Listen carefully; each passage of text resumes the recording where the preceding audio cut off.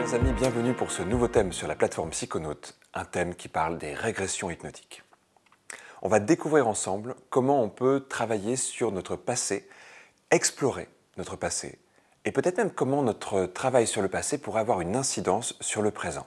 C'est une des choses les plus fascinantes au sujet de l'hypnose, ce travail sur les régressions. C'est un thème qui va vous amener vers un travail personnel, vers une exploration de vous, de votre construction. Et c'est une aventure incroyable à vivre que je vous propose de commencer avec nous. C'est vraiment quelque chose qui est souvent demandé en hypnose et en auto-hypnose. L'idée de pouvoir régresser et d'aller chercher des souvenirs passés revêt une certaine importance, presque mythique en fait au fond, et beaucoup de gens veulent vivre cette expérience-là. Une des premières questions qu'on peut se poser, c'est est-ce que ce que je vais imaginer est vrai ou pas? Et c'est assez important de se poser cette question-là. Aujourd'hui, avec les neurosciences, avec les sciences cognitives, on en sait beaucoup plus sur ce qui se passe dans le cerveau lorsqu'on se remémore quelque chose. Et ce qu'on perçoit, c'est qu'en fait, notre cerveau reconstruit en permanence nos souvenirs. Ça veut dire que nos souvenirs ne sont pas enregistrés comme une cassette vidéo dans notre esprit. C'est vraiment des moments, c'est comme si c'était échantillonné, on a des moments précis. Ces moments, on les encode soit avec du son, de l'image, de la sensation, et ça c'est variable selon ce qu'on est en train de vivre, mais le reste est reconstruit entièrement. Par exemple, si je vous disais, tiens, essayez de vous souvenir de votre premier baiser. Pour certains d'entre vous, ça serait peut-être l'environnement sonore qui reviendrait en premier, je sais pas moi, la musique qu'il y avait. Pour d'autres, ça serait plutôt kinesthésique, c'est-à-dire le rapport que vous avez eu à votre corps à ce moment-là.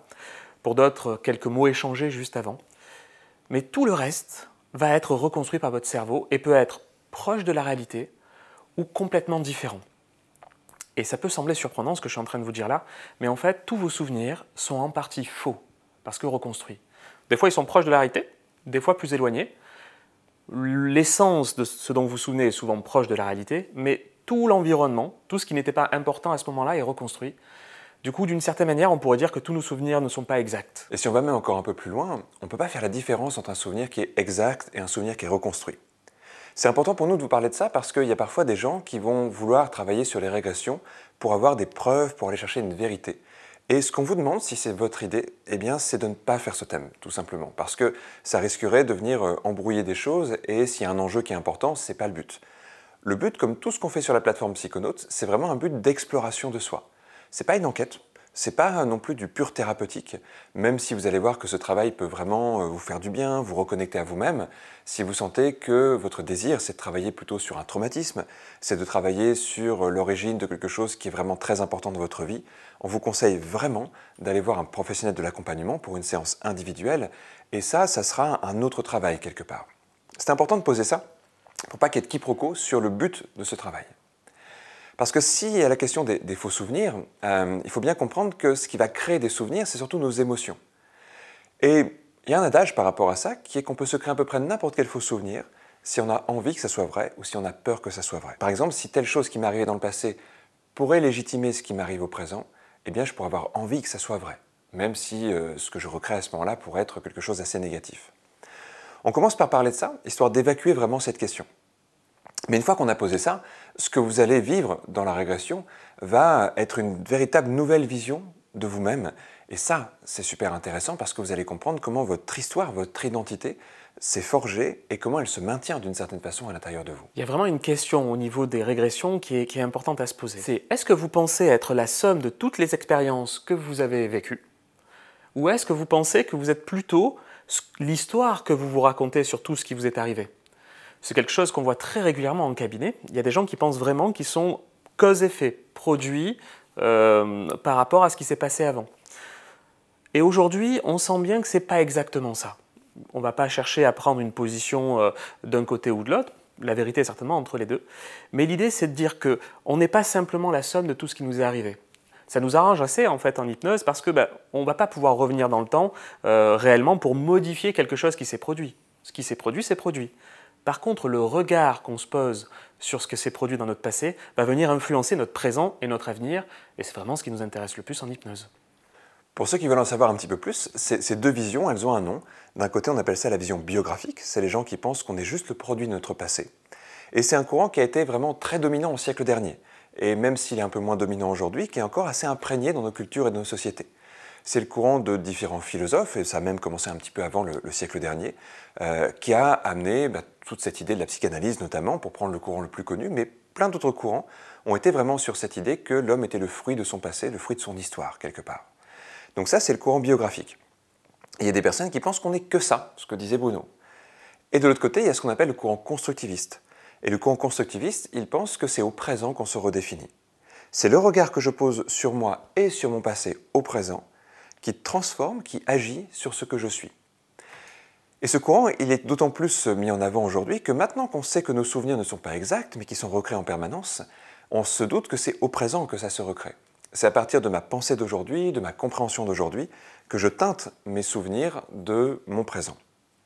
Alors nous, ce qu'on va proposer dans cette expérience, c'est d'être un petit peu entre les deux courants. Évidemment, par exemple, quelqu'un qui est né dans un pays ou un autre, ça va influencer sa vie. Ça serait un manque de lucidité de ne pas penser que ça a une action quelque part. On ne peut pas être la même personne si on est dans une culture ou dans une autre culture. Donc évidemment que notre passé peut avoir une influence sur le présent. Mais par contre, considérer qu'on n'est que ça, on pense que ça serait un petit peu réducteur. Parce qu'au présent, une personne a du libre arbitre, elle a la capacité de se réinventer, de se repenser. Et les mécanismes qu'on va vous apprendre pendant ce travail, cette exploration du passé, ils auront pour but peut-être de légèrement renforcer cette possibilité constructiviste qui existe à l'intérieur de vous. Pour expérimenter une régression, il va y avoir plein de manières différentes. Vous savez, lors des bases, on a parlé de cette histoire de zone. Plutôt que de parler de profondeur de transe, ce qui est souvent admis, on sait bien maintenant qu'il n'y a pas vraiment d'échelle satisfaisante de transe. On a beaucoup essayé, mais on n'a jamais réussi en fait, à trouver une échelle pertinente. Nous, on a décidé plutôt de symboliser par des zones, en fait. Une zone qu'on a nommée 1 d'état ordinaire, une zone 2 où déjà on expérimente un éloignement de nos fonctionnements habituels avec plus de croyances différentes, une capacité à avoir des points de vue différents. Une zone 3 où là, la notion du jeu et de l'ego est moins présente, voire disparaît. Et pour les régressions, c'est assez intéressant de se poser cette question de à quel point j'ai besoin d'être décalé pour expérimenter l'expérience en fait. Ce qu'on note surtout, c'est qu'en fait, on peut imaginer un passé assez facilement dans une zone à peine en zone 2. Mais ce qui demande d'être vraiment décalé, c'est le fait de vivre comme si on était au passé. C'est-à-dire, à un moment ou à un autre, j'ai l'impression d'avoir 5 ans, je pense comme si j'avais 5 ans et j'ai la sensation que mon corps a 5 ans. Souvent, ça nécessite un état plutôt très décalé, bien fond de zone 2, peut-être début de zone 3. Et c'est ce qu'on va vous proposer aussi dans ce thème, c'est d'aller chercher en fait, ces moments où il est possible de s'associer à un soi beaucoup plus ancien. Il y a certains exercices qui, pour faciliter ça, vont être assez longs. Notamment, il y a 2 chapitres où vous aurez des séances presque entières d'hypnose, comme si vous alliez chez quelqu'un qui faisait une séance qui dure non pas 10 minutes, un quart d'heure, comme la plupart des exercices psychonautes, mais plutôt une demi-heure, voire plus, de façon à avoir le temps de bien rentrer dans l'expérience et de bien aller chercher une régression aussi intense que possible. En fait, pour reprendre ce que disait Bruno, se souvenir de quelque chose, on le fait tous dans la vie de tous les jours. Ça, c'est notre zone 1. Quand vraiment on arrive vers une expérience qui va vers la zone 3, il y a un moment où ceci n'est plus le présent. On est dans le présent, par exemple à 5 ans, ou à 8 ans, ou à 1 an, et à un instant, on croit que c'est notre présent. Ce qui veut dire que, par exemple, 2020 ou 2021, etc., c'est un futur extrêmement lointain, c'est de la science-fiction pour beaucoup d'entre nous à cette époque-là. Donc on va vraiment tenter au maximum d'aller vers ça. Alors peut-être qu'il y en a qui arriveront du premier coup à ces expériences déjà assez profondes. Si vous avez fait le thème base au minimum, et je vous invite à faire le thème travail avancé aussi, exploration des états de conscience, qui peuvent vraiment vous aider à mieux vivre encore ces expériences. Et puis quelquefois, il faudra vous prévoir peut-être un temps un petit peu plus long, parce que tout simplement, si on avait coupé l'exercice en 3, comme on le fait d'habitude sur les chapitres, on aurait peut-être perdu un petit peu de cette intensité. Donc c'est vraiment un choix qu'on a fait sur certains chapitres de ce thème, de vous proposer des expériences beaucoup plus longues, beaucoup plus immersives. C'est un thème assez particulier quand même. On vous a mis en garde déjà sur cette idée de véracité au démarrage, et là, on va attirer votre attention aussi sur le retour émotionnel possible. Honnêtement, si tout à coup vous vous associez à vous à 2 ans ou à 5 ans, au fond, vous n'aurez pas les mêmes capacités intellectuelles. Vous pourriez être complètement déstabilisé. Et c'est pour ça qu'on va insister un peu plus que sur d'autres thèmes, sur les fusibles. Si vous vous souvenez des bases, les fusibles, ce sont des phrases, des suggestions qu'on se donne juste avant l'expérimentation pour venir un peu cadrer l'expérience. Et là, il y a un certain nombre de fusibles qui vont nous sembler importants. Par exemple, en tout cas au début, ça va être de dire « quoi qu'il arrive, je ne vais pas vers le négatif, je reste vers du neutre ou du positif ». Comme l'a dit Kevin tout à l'heure, on est plutôt dans une idée exploratoire. L'idée thérapeutique, c'est presque le deuxième effet. C'est le deuxième effet qui se coule, mais ce n'est pas ce qu'on va aller rechercher en priorité, en particulier en auto-hypnose. Donc, on reste dans le neutre ou le positif, on évite le négatif parce que ça peut être assez impressionnant. Ça, c'est un des premiers fusibles. Deuxième fusible qui me vient là, comme ça, c'est par exemple de limiter le temps de la séance. Si vous avez quelque chose de prévu après, lorsqu'on part en régression, des fois, ça peut durer plusieurs dizaines de minutes, voire des heures. Donc, si vous avez un rendez-vous après, soit décalez l'expérience, faites-la plus tard, soit mettez un timer, c'est-à-dire un moyen de revenir assez rapidement. Quels autres fusibles, toi, tu verrais? Je pense qu'un fusible qui peut être intéressant, c'est un fusible de retour de l'expérience, si on le souhaite. Imaginons qu'à un moment donné, dans une expérience, vous sentez que vous approchez d'un moment de votre vie qui n'est pas un moment agréable. Et comme le but, ce n'est pas du tout d'aller vers des moments désagréables et traumatisants, eh bien vous pourriez vous dire, tiens, j'ai envie de sortir pour l'instant de ce moment-là. Eh bien, vous aurez un fusible de retour immédiat, c'est-à-dire qu'à n'importe quel moment, vous aurez comme un déclencheur qui vous permet de sortir de l'expérience, comme ça. Si vous sentez que vous approchez d'une zone où vous n'avez pas vraiment envie d'aller, eh bien vous remontez et tout va bien. J'insiste sur une chose, encore une fois, on l'a déjà dit, mais c'est très important. On ne va pas travailler sur des traumatismes, on ne va pas travailler sur des choses comme ça. Si vous en sentez le besoin, ce n'est pas sur une plateforme d'auto-hypnose qu'on peut faire ça. Par contre, je pense qu'il y a cette idée de se réapproprier son passé. Et ça peut créer des émotions de se réapproprier son passé.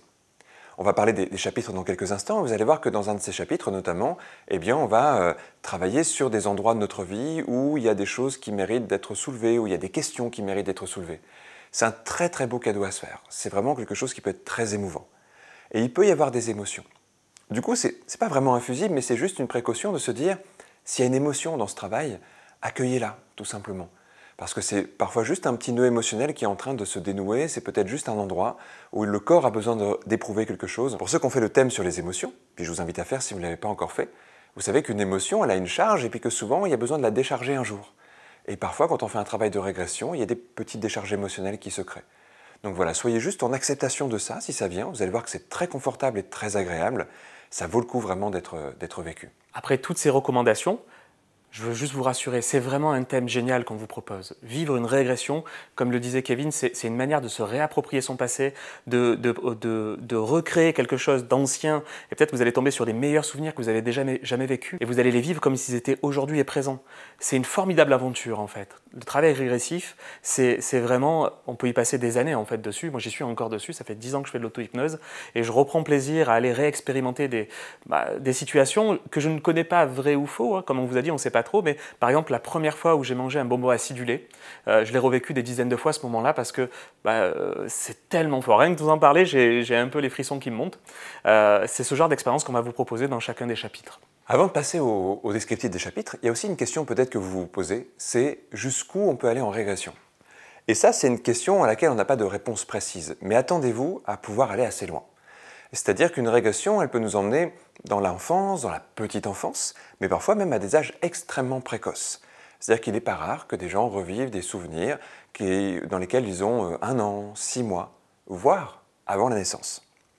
Alors aujourd'hui, vous savez, on estime qu'il y a déjà un être vivant avec une conscience avant la naissance.